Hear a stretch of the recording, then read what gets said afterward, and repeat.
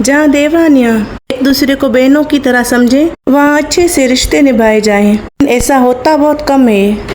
दुश्मनी का बीज बाहर से नहीं आता, हम खुद अपने रवैयों से उसे उगाते हैं। अगर मोहब्बत, बर्दाश्त और समझदारी हो तो दुश्मन कहलाने वाली देवरानी बेहतरीन दोस्त बन सकती है। एक लड़की अपनी सादा तबीयत की वजह से, अपने घर में माँ बाप के माहौल की वजह से देवरानी के साथ ऐसा कर रही होती है, लेकिन दूसरी दिल ही दिल में उसके लिए बुग़्ज़ रखती है, उस पर छुपे वार करती रहती है, उसकी बुराइयां करती रहती है, हाल में उसकी पीठ पीछे उसकी बुराई करती रहती है, उससे सबकी नजरों में गिराने की कोशिश करती है और उसके सामने ऐसा महसूस कराती है कि वो उसकी बहन भी है, वो दोस्त भी और हमदर्द भी। लेकिन वो आस्तीन का सांप बन जाती है जो उसके साथ रहकर उसे डसती रहती है। तो ऐसी देवरानी के साथ रहते हुए और उससे बचने के लिए कुछ होशियारी से रहना पड़ता है, तो ही खुद को बचा के रखा जा सकता है, जो समझदारी से काम लिया जाए। बिस्मिल्लाहिर्रहमानिर्रहीम। अस्सलाम वालेकुम। कैसी हैं आप सब मेरी प्यारी यूट्यूब फैमिली।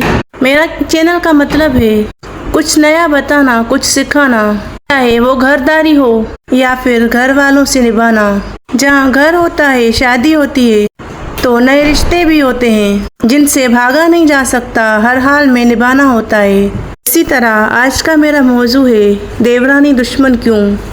जब एक लड़की नए माहौल में, नए घर में रुखसत होती है तो उससे किस तरह रिश्ते निभाने होते हैं। वो माँ बाप के घर में अपने बहन भाइयों के साथ हंसी मजाक वाला मासूमाना माहौल होता है, कभी लड़ना तो कभी एक दूसरे को तंग भी कर देना, लेकिन किसी एक को कोई जरा भी चोट लग जाती है तो सभी परेशान हो जाते हैं और सब मिलकर उसका ख्याल रखते हैं। और ससुराल में उसके बरक्स माहौल होता है, वहाँ मुख्तलिफ रिश्ते, मुख्तलिफ रूप, अलग अलग तबीयतें मिलती हैं। किसी खुशकिस्मत लड़की को ही ऐसा कोई ससुराल मिल जाता है जो उसकी भलाई चाहता है, जो उसका खैर ख्वाह हो सकता है, वरना तो सभी खुद को सही साबित करने में दूसरे की गलतियां कुरेद कुरेद कर निकालते हैं। कुछ खास रिश्ते होते हैं, जैसे कि सबसे पहले शोहर, उसका अगर साथ मिल जाए, मोहब्बत और सच्चाई के साथ, लड़की समझदारी के साथ निभा लेती है।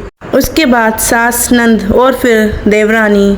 हमारे मुआशरे में अक्सर ऐसे हालात पैदा हो जाते हैं, खास तौर पर जब जॉइंट फैमिली हो और घर के अंदर छोटी छोटी बातें बड़ी लड़ाइयों और गलत फहमियों की वजह बन जाती हैं।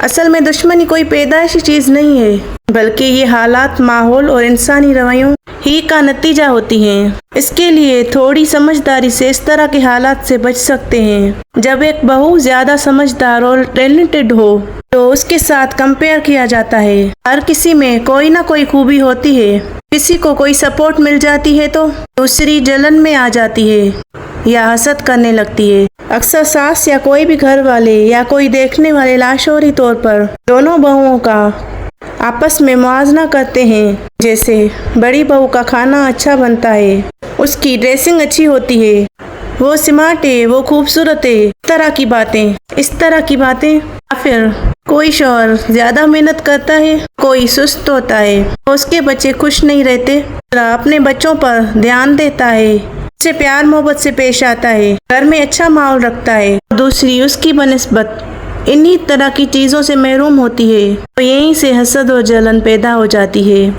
ये बातें ना चाहते हुए भी दिलों में हसद और दूरी पैदा कर देते हैं। सास किसी एक बहू को पसंदीदा चहेती बहू बना ले या उसके बच्चे ज्यादा दादी के करीब हों तो भी दूसरी बर्दाश्त नहीं कर पाती और दिल में जलन और नफरत पैदा हो जाती है।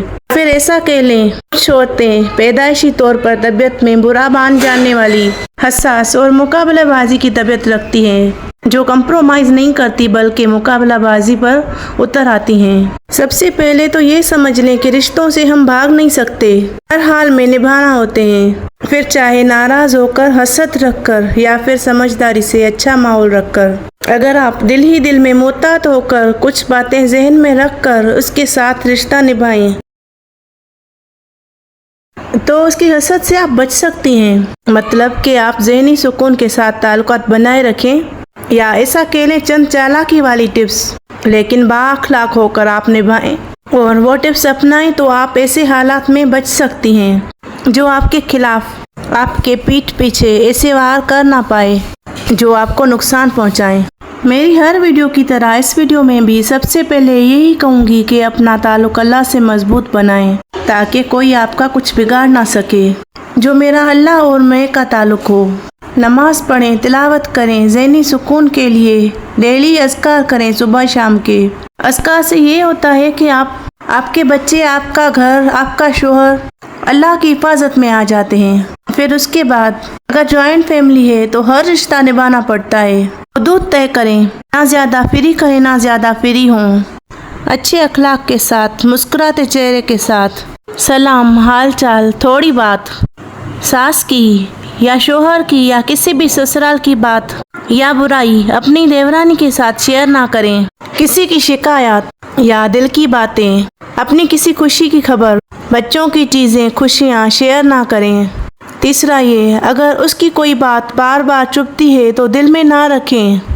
नरमी के साथ मुस्कुरा कर, वक्त देकर उसको महसूस कराएं कि आपने ये महसूस कर ली है जो कि गलत है, तो वो आइंदा ऐसा करने से घबराएगी।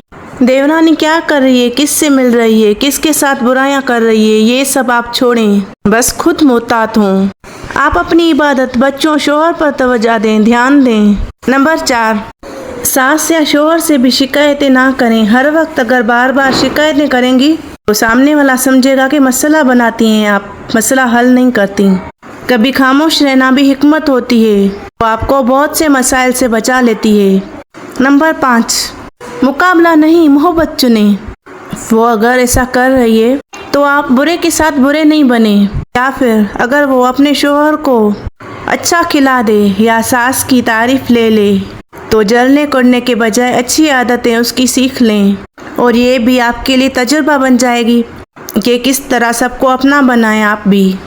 और उसे दुआ दें कि आप उससे कुछ सीखें। और दूसरा, जलने से चेहरा स्याह होता है और दुआ देने से दिल रोशन।